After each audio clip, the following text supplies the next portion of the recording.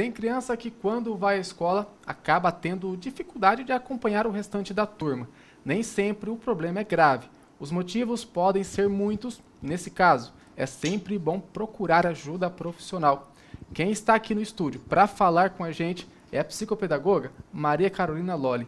Lolli, tudo bem? Tudo bem, Raisson? Olha, primeiro é sempre bom saber o motivo, né, dessa dificuldade. Isso mesmo. Então, assim, quando a criança chega no consultório, numa clínica, né, apresentando alguma dificuldade, primeiro de tudo a gente precisa fazer uma anamnese para perguntar para essa família, né, que está levando a criança, se existe algum problema por trás dessa dificuldade. Então, assim, a criança mudou de escola, a criança tem tido algum problema na escola com os amigos, tem tido algum problema com a professora, como anda a saúde dessa criança. Então, primeiro de tudo a gente precisa averiguar todos os fatores externos.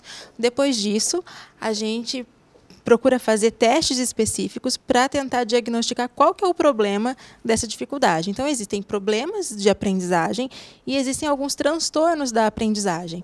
Isso é bastante diferente, porque a maneira como você vai fazer a intervenção nesses problemas ou desses transtornos varia muito. Então, por isso que a gente precisa de um diagnóstico bem preciso e bem detalhado para ter certeza daquilo que a criança está apresentando. E você disse problemas de saúde, às vezes, dificuldade em escutar, em enxergar, isso tem a ver? Pode causar? Com certeza. Então, assim, dificuldades oftalmológicas, né, dificuldades na visão, dificuldades na audição. Tem crianças que apresentam quadros de anemia, que podem causar, então, ali, dificuldade da criança ficar concentrada, pode dar cansaço excessivo na criança, a criança pode ficar mole na escola, então não conseguir se concentrar naquele momento. Então, por isso que a gente precisa averiguar também a saúde. E muitas vezes os pais também, eles negligenciam um pouco os exames de fezes das crianças, os exames parasitológicos.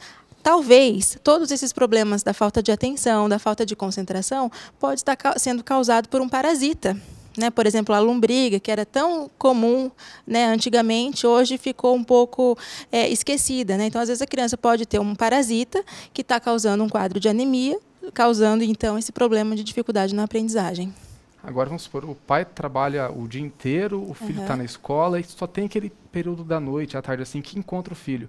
Como que o pai pode estar percebendo essas dificuldade que às vezes o filho tem na escola? Por isso que é importante, então, o pai ter um momento ali para fazer a tarefa junto com o filho, conversar sobre aquilo que ele foi, sobre o que foi aprendido durante a aula, né?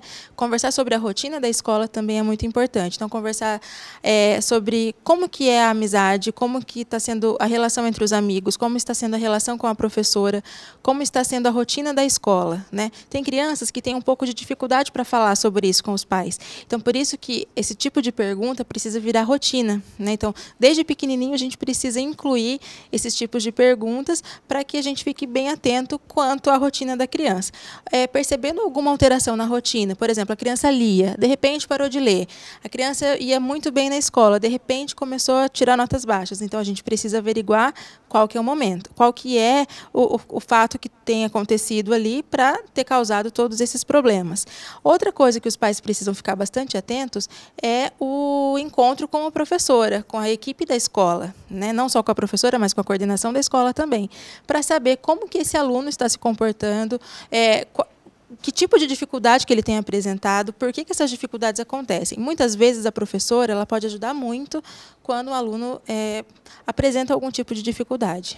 E agora, se for, o pai tem um contato com a criança desde cedo já, para a criança perceber até o apoio ali da família, né? Isso. Quando a criança ela se sente acolhida, né, ela não tem vergonha de falar, ela não tem medo de falar. Então, por isso que é importante a gente dedicar, por mais que o dia seja corrido, por mais que nós tenhamos muitos trabalhos para fazer durante o dia ali, é importante dedicar um tempinho para conversar com os nossos filhos sobre o momento da escola, sobre o momento de aprender, né?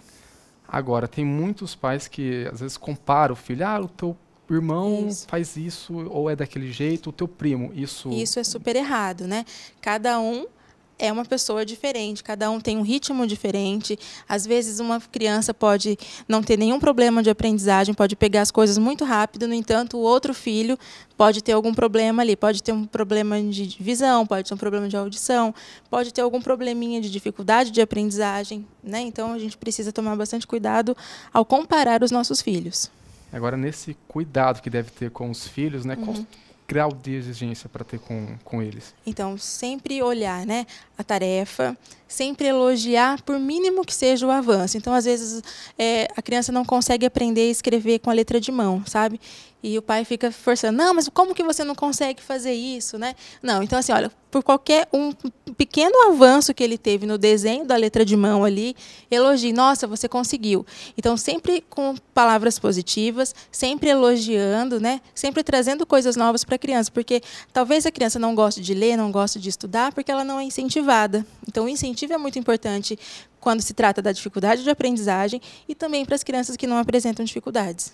Agora essa dificuldade na escola, ela pode ter um fundo emocional, algum problema que está passando em casa? Isso, também. Além do fundo emocional dos problemas, às vezes o pai está se separando, o pai está brigando com a mãe.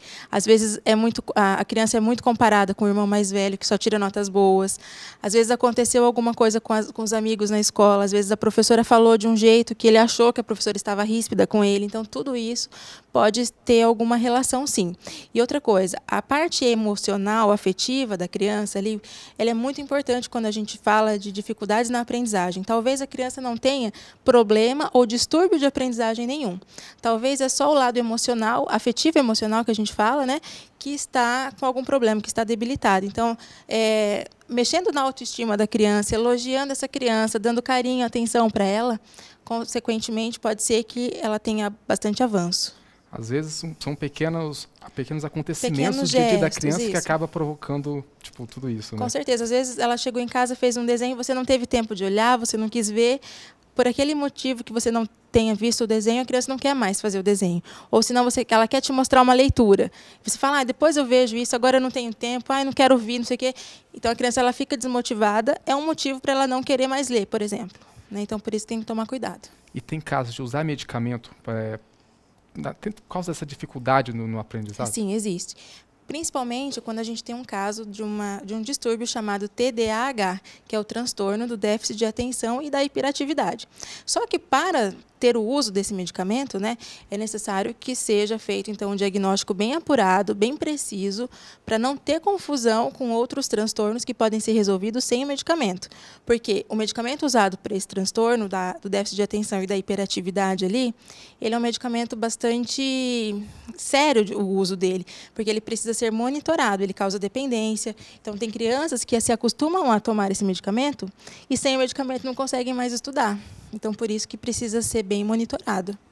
E, às vezes, com a dificuldade lá na escola e conseguir acompanhar a turma mesmo, né? Às vezes, os colegas falam, você não consegue, você é burro. O bullying, né? Isso. Como poder evitar isso? Passar até mesmo para os colegas, olha, não é porque ele quer, não é porque ele é burro. Como lidar com isso? Então, isso daí depende muito de quem está dirigindo a sala, né? Depende muito da professora ali ter o jogo de cintura, porque, como a gente falou no começo, ninguém é igual a ninguém, né? Todas as crianças em uma mesma sala de aula, elas podem ter ritmos diferentes, né? Então, elas podem ter desenvolvimento cognitivo diferente um do outro. Então, tem umas crianças que pegam uma coisa mais fácil que a outra. Então, a professora precisa ter tato, né? Para conduzir bem a turma ali. E da mesma forma que a professora precisa ter esse cuidado, a família também. Porque, com certeza, essa criança ela vai chegar em casa, ela vai contar o que está acontecendo. Então, o pai precisa explicar para ela, olha, mas não é porque o fulano falou que você não está conseguindo que você não vai conseguir. Você é inteligente. Então, sempre elogiar a criança, sempre incentivar ela para adquirir uma nova habilidade. Não impulsa mais aí, né? Com certeza. E agora, a criança não tem nenhum problema relacionado à saúde, mas tem essa dificuldade. Como que os profissionais da psicopedagogia podem trabalhar com isso, fazer o tratamento? Então, quando a criança tem algum problema de saúde, a gente encaminha para o médico, né, que seria o pediatra, ou se não, o médico especializado por aquele distúrbio que a criança está apresentando. Então, se a gente percebe que a criança tem um problema de visão, a gente encaminha para o oftalmo. Se a gente percebe que a criança tem um problema de audição, a gente encaminha para o otorrino e para a fonoaudióloga, né?